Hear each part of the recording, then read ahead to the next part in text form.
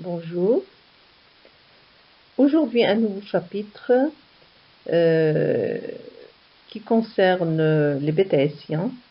Et c'est un chapitre qui est important car pour mettre en place un suivi concernant le recrutement, la formation, la rémunération ou encore la gestion des compétences, les données à gérer sont nombreuses. C'est pourquoi, même si la loi n'oblige pas l'employeur à créer un dossier pour chaque salarié, la gestion du personnel et des compétences de l'entreprise rendent sa création inévitable. Donc le dossier du personnel, c'est un élément qui est important et c'est ce qu'on va voir dans ce chapitre pour répondre à la question de quoi s'agit-il, quel est son objectif et que contient idéalement ce dossier salarié et quels sont ses impératifs. Donc, on peut dire que le dossier du personnel est un outil central de la gestion des ressources humaines et permet plus particulièrement de faire un bon suivi personnalisé de chaque membre du personnel. Il est en général conservé de manière confidentielle, sous forme papier ou sous forme électronique pour l'archivage. Mais il y a un code d'accès, c'est-à-dire qu'il y a les personnes qui sont autorisées à les voir et d'autres non. Donc, l'accès n'est pas autorisé pour tout le monde.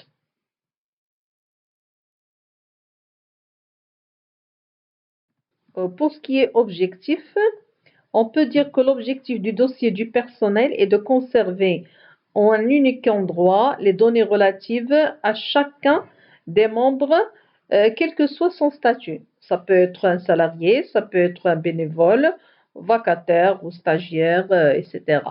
Et comme je viens de dire, il y a une personne qui est chargée de les consulter ou de les mettre à jour. Quels sont les principes légaux d'un dossier du personnel? La tenue du registre unique du personnel est une obligation dévolue à tout employeur, sauf pour les particuliers, c'est-à-dire pour chaque société, chaque employeur doit tenir un dossier, à moins s'il s'agit d'une personne unique, une société où il y a une seule personne ou bien une personne particulière. Dans ce cas-là, la tenue n'est pas obligatoire. Par contre, pour les autres cas, la tenue est obligatoire. Ce registre est susceptible d'être présenté lors de contrôles opérés par l'inspection du travail. S'il y a une inspection, l'employeur est obligé de présenter le dossier du personnel. Il peut être élaboré sous forme papier ou numérique, comme on vient de dire tout à l'heure. Il ne présente pas de forme imposée. Et la durée de conservation, l'entreprise doit le conserver pendant 5 ans après le départ du salarié. Il faut savoir que si le registre et tables sont disparus ou comportant des mentions erronées ou incomplètes, l'employeur s'expose à une amende. Donc, la tenue est obligatoire.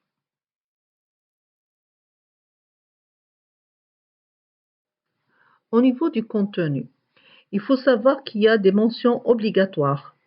Par exemple, nom, prénom, nationalité, date de naissance, sexe, emploi, qualification, date d'entrée de sortie de l'établissement, type de contrat. Mais on peut trouver autre information. Les premières informations, comme je viens de dire, personnelles, par exemple, fiche de l'état civil, nom, prénom, date de naissance, etc. Photocopie des diplômes, photocopie du permis de conduire éventuel, c'est pas obligatoire. Un exemple de CV plus lettre de motivation lors de l'embauche et le test d'embauche, c'est-à-dire les résultats de l'embauche.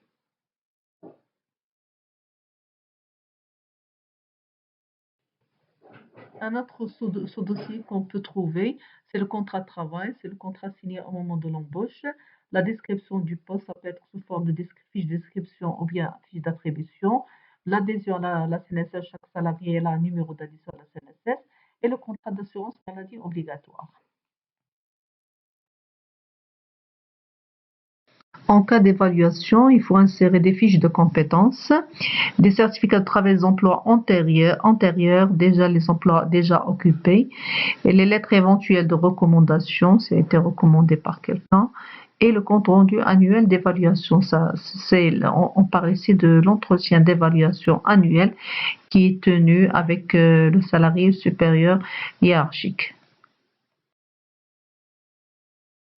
À la suite de chaque formation au sein de l'entreprise, il faut insérer les relevés de formation suivis, toute formation suivie par le salarié, ainsi que les fiches d'évaluation de la formation pendant sa carrière au sein de l'entreprise.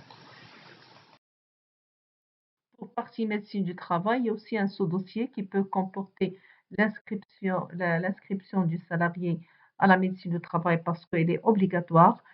Le relevé des visites, il y a des visites annuelles ou bien semestrielles, ça dépend des entreprises. Et le compte rendu des visites. Pour chaque visite, il faut mentionner le compte rendu dans le dossier du personnel. En cas de maladie ou d'accident du travail, il faut insérer dans le dossier déclaration d'arrêt maladie ou déclaration d'accident de travail et aussi attestation de salaire pendant ces périodes-là et pendant toutes les périodes. Pour les congés payés, on insère aussi un sous-dossier. On doit mettre les relevés des dates de congés payés, les fiches de demande de congés payés et ainsi que des fiches de suivi des congés payés. En cas d'absence, il faut insérer des fiches d'autorisation d'absence de l'année en cours et le relevé des absences de l'année en cours.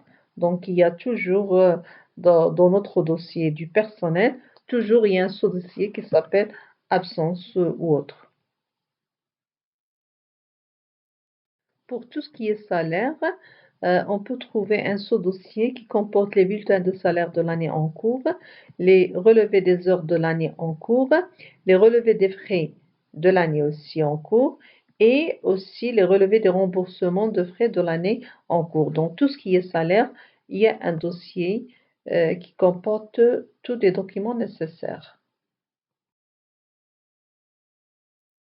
Parfois, en cas de faute, on peut tenir un dossier disciplinaire.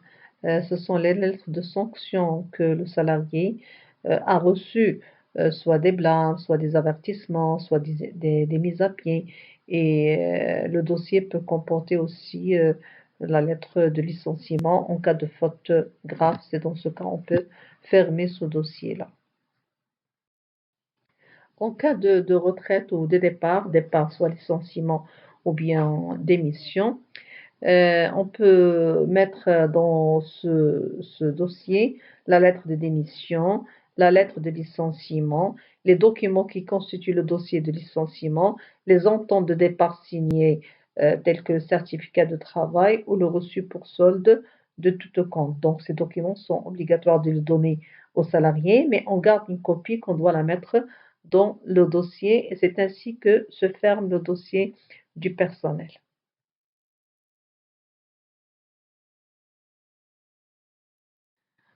Je crois que j'ai fait le tour de tout ce qui concerne le dossier du personnel.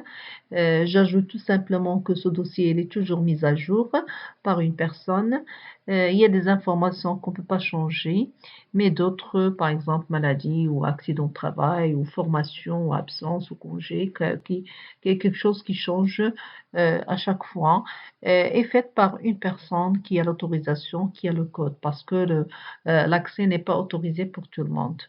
En ce qui concerne le classement, on va réserver un chapitre à part pour parler de classement, de l'ordre de classement des dossiers du personnel. Voilà tout ce qui concerne le dossier de personnel. Je vous remercie pour votre attention. Au revoir.